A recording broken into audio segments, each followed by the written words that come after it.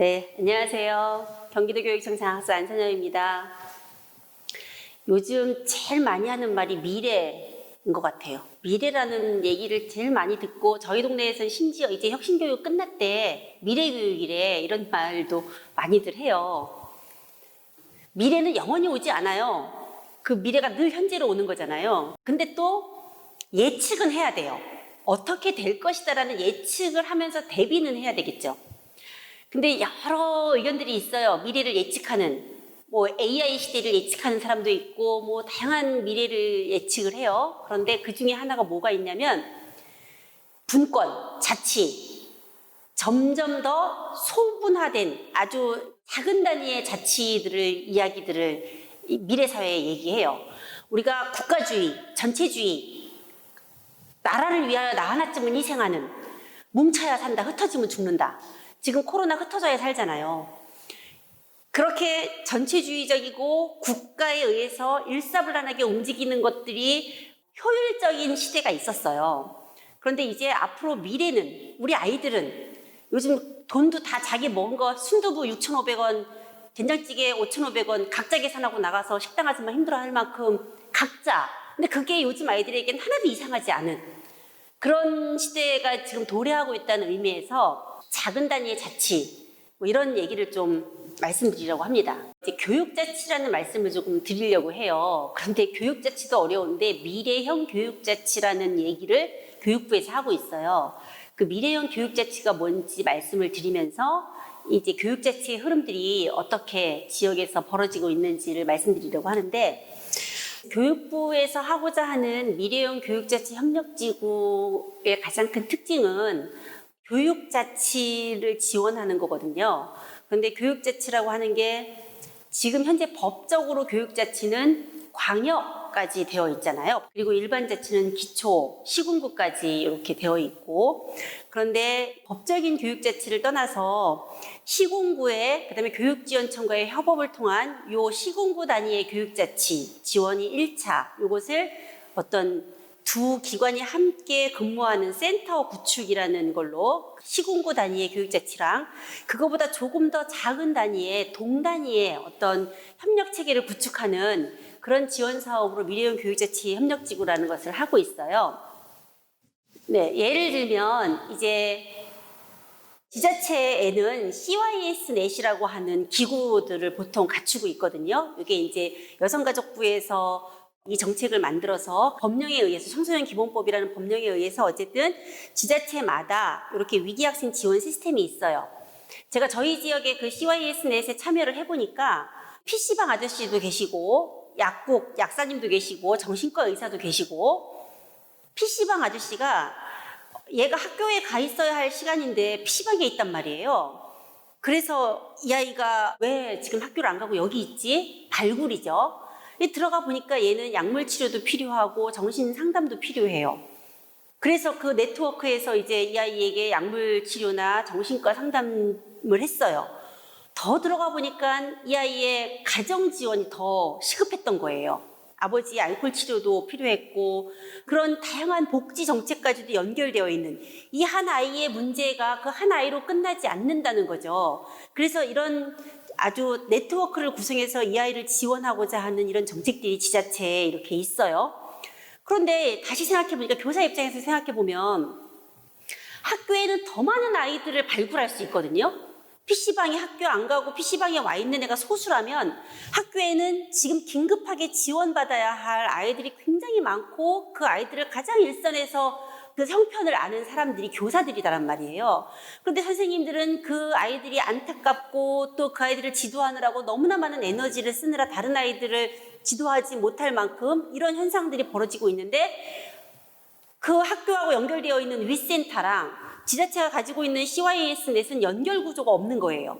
그래서 선생님들은 안타까워하고 윗센터는 상담은 넘쳐나고, 반면에 이렇게 좋은 인프라를 갖춰놨는데 여기에는 사례가 별로 없고 이런 현상들을 보면서 각각의 영역의 장점들을 가졌지만 학교가 발굴하는 아이들을 이렇게 전방위적으로 지원하는 지자체의 체계를 갖추고, 이게 연결이 그 각 사업마다, 아주 예를 든 거지만 이렇게 각 사업들이 연결이 된다면 얼마나 좋을까.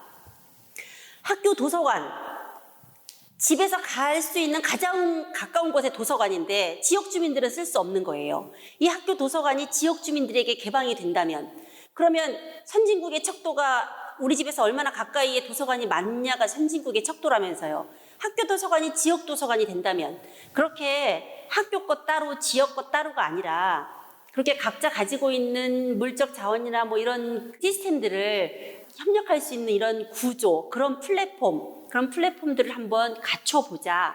그런 플랫폼으로서의 센터를 한번 갖춰보자. 라는 게 하나의 방안이고요. 그렇게 되면 지역 단위에서 뭔가 해결할 수 있는 일들이 많이 생길 것이다. 이게 기초자치단체 내의 협력 체계입니다. 그리고 우리는 유치원 따로, 중학생 지원 따로, 부서가 다 따로 있지요. 하지만 한 사람이에요. 한 사람이 유아부터 성인에서 노년에 이르기까지 그 지역에서 이렇게 살아가는데, 유아 때는 어떤 지원 정책을, 연결된 지원 정책을, 평생학습의 차원에서 연결된 지원 정책에 대한 어떤 전략들을 좀 짜야 되겠는데, 그런 전략들이 이 플랫폼에서 나올 수 있도록 하자라는 의미에서, 평생교육은 어른들만 대상으로 하는 게 아니잖아요. 평생교육도 평생교육의 개념에서 이 전략을 짜야 되거든요. 그런데 동사무소에서 뭐 요가하고 뭐 하는 걸 평생교육으로 이렇게 등치시키는 이런 게 아니라, 그런 평생학습 프로그램들이 학교에도 적용되고 또 학교 교육과정 프로그램들이 성인들에게도 적용될 수 있는 이런 전략들이 그 플랫폼 안에서 나올 수 있도록 하는 게 목표고요. 뭐 여러 지역에서 이미 이런 것들을 하고 있습니다. 이제 2020년에 미래형 교육자치 협력지구라는 것들을 하고 있고, 21년에 다시 공모를 받아서 이걸 진행할 건데, 제가 교육자치 이야기 드리면서 왜 이런 말씀을 굳이 드리냐면, 그리고 한 가지 더 말씀드리자면, 그럼 지역에서는 이렇게 협업을 하려고 애를 쓰는데 오히려 중앙부처에서는 협업이 안 일어나고 있는 거 아니냐라는 의견들 많아요. 맞아요. 동일한 연령의 학생들을 누구는 청소년이라고 부르고 누구는 학생이라고 불러요.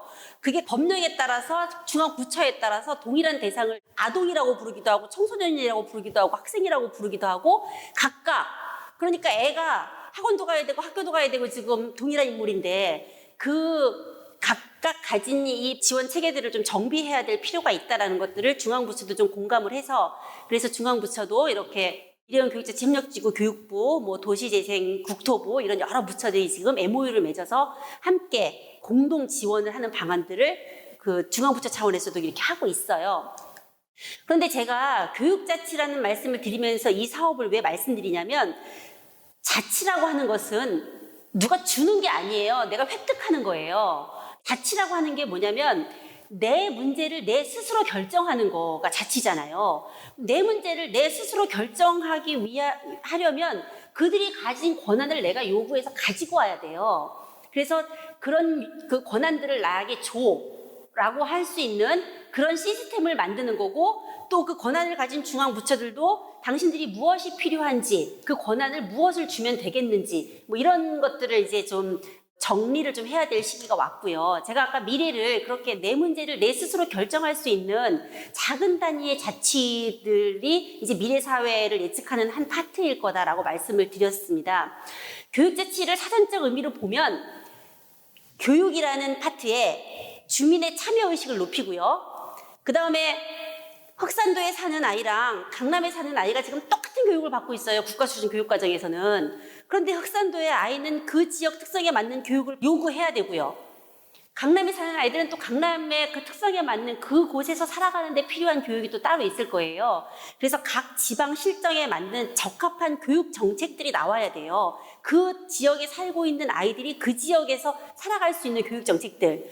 또 혹자는 이렇게 말해요. 왜 국가 수준 교육과정이 필요하냐면, 흑산도에 살든 강남에 살든 국가가 동일한 교육 혜택을 줘야 하기 때문에 국가 수준 교육과정은 있어야 한다. 그걸 부정하는 건 아니에요.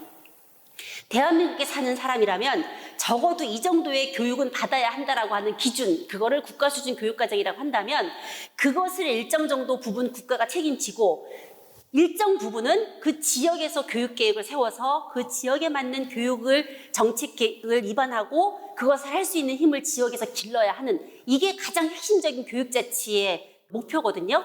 그런데 그렇게 우리 지역에 맞는 어떤 교육을, 정책을 만들 것인가 할 때 주민들의 의견도 반영돼야 되고, 그리고 그 교육을 세팅하는 데 있어서의 어떤 전문성도 필요할 거고 정치적 중립성도 필요할 거고 그런 거에 대한 우리 지역에서 만들어야 할 교육 정책에 대한 것들은 그 지역에서 좀 해결할 수 있는 힘을 길러라.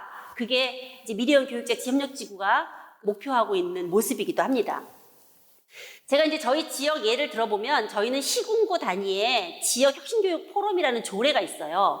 기초자치단체인데 저는 경기도에서 왔잖아요. 경기도 31개 기초자치단체는 50인 이상의 포럼을 구성하게 되어 있어요. 그 포럼의 공동위원장은 시장 군수, 그 다음에 의장님, 교육장님이에요. 그래서 각각의 어떤 자기 영역의 수장들이 공동의장이 되고 의회에 관련된 지역 주민들, 지자체 공무원들, 학교 관계자들 이런 사람들이 포럼을 구성해서 교육 의제들을 거기서 계속 발굴해서 요구를 해요. 그래서 그 교육 의제들을 정책화하는 거예요. 보통은 보면 공무원 몇 사람이 정책을 만들어요. 그래서 그 정책이 있는지도 몰라요. 그런데 지역의 요구가 아래로부터 계속 끊임없이 그 요구가 근데 한 사람의 요구여서는 안 돼요. 빅마우스가 요구해서 그것이 반영되면 그거는 정책이라고 할 수가 없죠. 다양한 의견들이 모아져서 하나의 합의를 갖고 오고 그 합의가 정책화되는 그 과정, 이게 교육자치의 근간이더라. 그 지역에 필요한 것이 뭐고 우리 지역에 어떤 인간을 만들고 싶은 건지에 대한 논의들이 끊임없이 지역에서 일어날 수 있게 하려고 이제 경기도는 지역혁신교육 포럼에 관한 조례가 설치되어 있어요. 아마 전국에 이런 조례가 있는 데는 경기도밖에 없을 거예요. 그래서 시군구마다 이런 포럼들을 계속 운영하게 되어 있고요. 그러면 이거는 자치단체 내에서의 여러 집단들이 교육 의제를 갖고 오는 거지만 학교 내에서 교육 의제를 논의할 수 있는 또 다른 구조가 있는데 그게 지구장학협의회 운영에 관한 규정이라는 거예요. 저는 지금 교육자치를 법적인 부분으로 지금 계속 접근을 하고 있는데 자발성도 굉장히 중요하지만 이 자발성이 생기기까지 해야 하는 어떤 시스템을 만드는 것도 중요하기 때문에 제가 말씀을 드리는 거예요. 이 지구장학협의라는 게 뭐냐면 그 지역에 있는 학교 교장 선생님들 그룹, 교사 그룹, 교감 그룹들이 각각 자기 영역에서 교육 정책들을 논의해서 상향식으로 의제를 올리면 그게 지역 단위에서의 정책 그리고 광역 단위에서 정책으로 반영될 수 있도록 그래서 저희는 경기교육 기본계획이라고 하는 것을 교육청이 만들어서 아래로 하라 이렇게 하지 않고 아래에서 올라온 것들을 기본계획으로 세우는 이런 방식의 걸 하고 있어요. 그래서 어쨌든 위에서 뭔가 만들어서 하라고 하면 일사불란함은 있지만 이제 그 일사불란함의 시대는 아니다. 내가 내 문제를 스스로 결정하기 위한 논의가 되고 이 문제가 해결될 수 있도록 상향식으로 요구하는 시대가 저는 이제 미래사회라고 예측하는 의미에서 이 교육자치를 지금 말씀을 드리는 겁니다. 학교자치도 많이 얘기해요. 교육자치를 어떤 교육 파트의 지역 단위의 교육 그 정책을 얘기하는 거라면 이제 조금 더 단위의 궁극적인 목표는 학교자치다 이렇게 말하는 데도 있는데 학교자치에 관한 조례도 이제 경기도는 만들었어요. 학교자치는 학생, 학부모, 교직원들이 학교 운영에 참여할 수 있는 권리를 보장하기 위해서 만들어 놓은 조례거든요. 지금 학교의 모든 결정을 누가 하는지를 한번 생각해 보세요. 제가 지금 유성구의 이 상황을 모르기 때문에 그냥 스스로 생각해 보시라고 말씀드리는 거예요. 학교의 결정 누가 하는지, 운영위원회에서 한다. 운영위원회는 누구로 구성되어 있는지, 학교 안에 가장 머릿수 많은 집단이 누군지, 근데 그 머릿수 많은 집단의 의견은 도대체 학교 운영에 반영되고 있는지 이런 것들을 한번 생각을 해보셨으면 좋겠어요. 그래서 그 가장 머릿수 많은 집단, 가장 절박한 집단이 누군지 그 집단의 이야기가 학교 정책에 반영되고 있는지 반영되고 있지 않다면 왜 안 되고 있는지 이 아이들이 미성숙한 사람들이라 그 아이들은 의견은 안 받아도 되는 거라고 판단한 건지 아니면 그것을 받아들일 만한 어떤 구조가 없는 건지 이런 것들을 좀 생각해 보시되 저희는 이제 그것을 구조로 만들기 위해서 학교 자체에 관한 조례를 만들어서 학생들의 의견을 반드시 수렴해서 학교에 어떤 의사결정을 할 수 있게 하는 그런 운영 시스템을 만드는 것들을 하고 있는 거예요. 어쨌든 내가 가진 생각이 말로 표현되고 그것이 반영되거나 반영되지 않을 때는 왜 반영되지 않는지에 대한 설명이 되돌아올 때 그때 내 존재의 가치가 인정이 되는데 뭐라 그럴까요? 내가 내 생각을 말로 표현할 수 있고 내가 표현한 내 의견이 받아들여지든 그것이 거절될 때는 왜 거절되는지에 대한 이 절차가 납득이 되든 그래야 내가 이 사회 구성원으로서의 한 일원이구나, 내 의견이 묵살되지 않는구나라는 거에 대한 존재감이 있을 건데 말해봐야 안 되는 계속 그런 삶을 살아오니 어른이 돼서도 불의를 봤을 때 말해봐야 안 돼. 저건 내가 해결할 수 있는 일이 아니야. 이렇게 계속 사회는 되는 거고 저걸 바꾸는 건 특정한 누구가 하는 거야. 이렇게 세상이 계속 굴러가는 거잖아요. 세상을 바꾸는 힘은 나 한 사람 한 사람 한 사람이다 라는 것들을 아이들에게 심어주는 교육, 그게 우리가 학교 자치, 교육 자치를 하는 궁극적인 이유일 거라고 생각합니다. 이제 소수 엘리트, 옛날에 1%가 99%를 먹여 살린다라는 말을 할 때가 있었는데 나는 1%가 각자의 역할을 하게 하는 사회가 도래해야 한다라는 그 미래 사회를 그렇게 예측하면서 학교 자치, 교육 자치의 중요성을 좀 말씀을 드리고 싶습니다. 저희는 이제 그 학교 자치를 얘기할 때 그렇게 내 목소리가 반영되는 것도 중요하지만 말도 안 되는 목소리를 낼 때도 있어요, 사실. 그러면 내가 이것이 말이 되는 목소리인지를 계속해서 반성하고 자성하고 돌아봐야 되거든요. 그게 학습하는 조직의 힘이에요. 그래서 교사들은 교사들 나름대로 전문적 학습 공동체라는 것들을 시스템화해서 우리의 요구가 나의 안위를 위한 요구인가, 정말 사회 변화, 좋은 교육을 위한 요구인가, 이런 것들을 돌아볼 수 있게 하는 그런 장치들을 마련해 놓고 있습니다. 그래서 교장, 교감 선생님들은 지구장학협의회라는 시스템을 통해서, 선생님들은 학교 안에 학습 공동체라는 시스템을 통해서, 또 학생들은 학생자치라는 걸 통해서 우리의 요구가 정당한가, 누군가에게 피해를 주면서 나의 이익을 위한 요구인가, 이런 것들을 돌아보게 하는 그런 장치들도 좀 같이 마련이 되면서 교육자치라는 말이 논의가 되어야 된다고 생각을 합니다. 다시 말하면 교육자치는요, 나의 권리를 찾는 거 이상으로 나의 책임이 따르는 거거든요. 그래서 내가 뭔가를 요구하고 그것이 관철되면 그거에 대한 책임도 내가 져야 하는 것까지 같이 연결이 돼야 교육자치가 진정 의미가 있는 거라고 생각합니다. 그러면 자치 역량이 제가 늘 말씀드리듯이 자기주도성, 자발성은 결코 자발적으로 생기지 않는다고 하잖아요. 자발성이 생기려면 성공의 경험이 있어야 되거든요. 그 성공의 경험이 또 다른 걸 하고 싶게 만들고 또 다른 걸 하고 싶게 만들어요. 물론 실패의 경험도 그것을 긍정적으로 다시 해봐야지라는 그런 긍정적인 에너지로 전환시키는 어떤 계기들이 좀 있어야 저는 자치든 자발이든 자기주도든 이런 것들이 생길 거라고 생각하는데, 지금 학교의 모습을 한번 생각해 보세요. 그리고 부모님들이 자라왔던 학교도 생각해 보세요. 학교에 들어가는 그 순간부터 고등학교를 졸업하는 그 순간까지 꼼짝 말고 여기 발을 12년을 당하고 살았어요. 초등학교 1학년 때는 돼도 안 돼도 맨날 손을 들거든요. 저요. 그게 이제 중학생이 되면 선생님하고 눈 마주칠까 봐 겁나요. 이제 중학생이 되는 순간부터 선생님이 질문하면 눈 마주치면 어떡하지? 오늘이 13일인데 나 13번인데 막 이렇게 점점 소극적으로 변해요. 그게 틀리면 비난받는다는 거에 대한 학습, 그리고 한 번도 내가 뭔가를 해보고 싶은 것들을 내 스스로 기획해보는 어떤 그런 것들이 없이 계속 수동적인 삶을 강요하면서 12년을 버텨가는 거예요. 그렇다면 자발성, 자치, 내가 하고 싶은 것, 이런 것들을 하게 하는 교육들이 학교 안에 들어와야 돼요. 이제 그걸 위해서 이제 경기도교육청에서 하고 있는 걸 조금 말씀드리면, 지금은 학교 7시간 수업을 들으면 그 7시간 중에 한 6시간 정도는 교과목 수업을 하고 나머지 1시간은 동아리를 한다거나 이렇게 쉽게 생각하면 그렇게 하잖아요. 그런데 지금 국가 수준, 제가 아까 뭐라고 말씀드렸냐면 국가가 적어도 대한민국에 사는 아이들에게는 공통적인 교육 혜택을 받을 수 있도록 해줘야 돼. 그게 국가 수준 교육과정이에요. 그만큼의 영역을 80%로 주고 있어요, 국가는. 그럼 나머지 20%는 지역에 맞는, 학교의 특성에 맞는 그런 교육 활동을 할 수 있도록 국가에서 이미 교육과정을 그렇게 편성해 놨어요. 그런데 그 20%를 정말 학생 자기주도 수업으로 편성하는 예가 거의 없어요. 그러니까 학생들한테 무엇을 배우고 싶니? 어디에서 누구에게 그것을 배우고 싶니라고 묻질 않아요.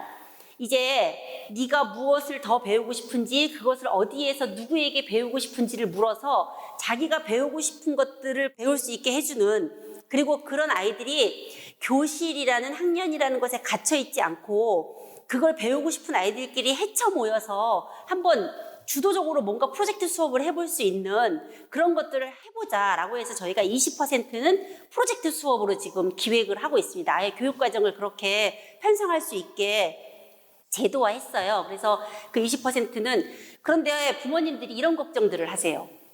그러면 교과 수업 시수가 줄어들잖아. 이 20%를 만들어내기 위해서 국어랑 영어랑 수학이랑 1시간씩 줄여서 애들 프로젝트 수업을 하는 거면 다른 학교에 비해서 국영수 수업을 덜 받네? 손해네? 이게 손해일지 이득일지는 들으시는 분들 판단에 맡기겠습니다. 수학을 일주일에 4시간 들어야 공부를 더 잘하고 3시간 들으면 공부를 더 못하게 될지 뭐 그런 것도 있을 수 있고요. 또 하나는 제가 이제 수학교사인데 수학 시간에 눈이 반짝반짝 빛나는 아이들이 있어서 학년하고 상관없이 중등이었는데 저는 그 학년하고 상관없이 인물로 보는 수학이라는 과목을 하나 개설해서 무학년으로 그 수학 심화 수업을 한번 한 적이 있어요.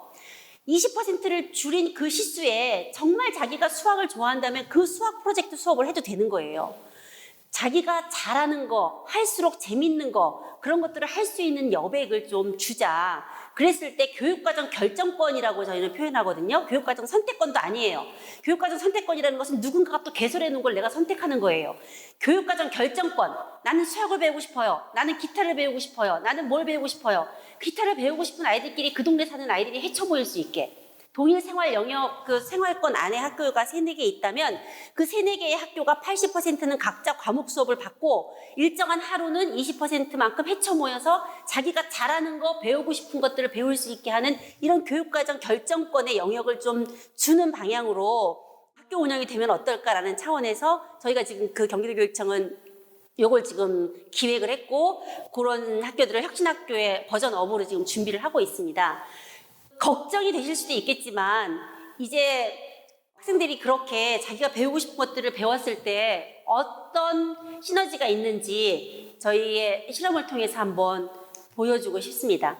이 방법은 주 하루가 프로젝트의 날이 될 수도 있고요. 한 학기 중에 기말고사가 끝난 한 달 동안 나는 미용사가 될 거야. 미용실에서 한 달 동안 체험을 할 수 있고 난 네일아트 아티스트가 될 거야. 네일아트 점에 가서 한 달 동안 그 수업을 배울 수도 있고요. 그렇게 동네는 아이들의 체험처가 되고 아이들은 그 수업 시간에 그 체험처에 가서 해보니까 나는 네일아트에 소질이 없네. 꿈을 포기하기도 하고 난 소질이 있네. 계속 가야지. 그 꿈으로 갈 수도 있고 그렇게 해서 중학교, 고등학교 때, 초등학교 때부터 자기가 어떤 삶을 살 것인가 그 삶을 살기 위해서는 어떤 난 직업을 가질 것인가. 학교 교육의 목표가 대학 진학이었다면 학교 교육의 목표가 나는 어디에서 어떻게 무엇을 하며 살 것인가를 계속 생각해보게 할 수 있는 그런 것이 이제 학교가 돼야 되지 않겠나. 다 대학을 위해서 12년을 참았다면 이제는 좀 학교가 그런 역할을 해야 할 때가 되었다. 그러기 위해서 저희가 교육자치를 이야기하고 있는 거고 학교 단위에서 아이들의 의견을 어떻게 수렴하고 그 원하는 것들을 어떻게 만들어낼 것인가들도 교사와 지역 주민들과 뭐 지자체와 함께 그것들을 논의하는 것들이 필요해서 그래서 교육자치가 굉장히 중요한 화두가 될 것이다 라고 말씀드리겠습니다. 이상입니다.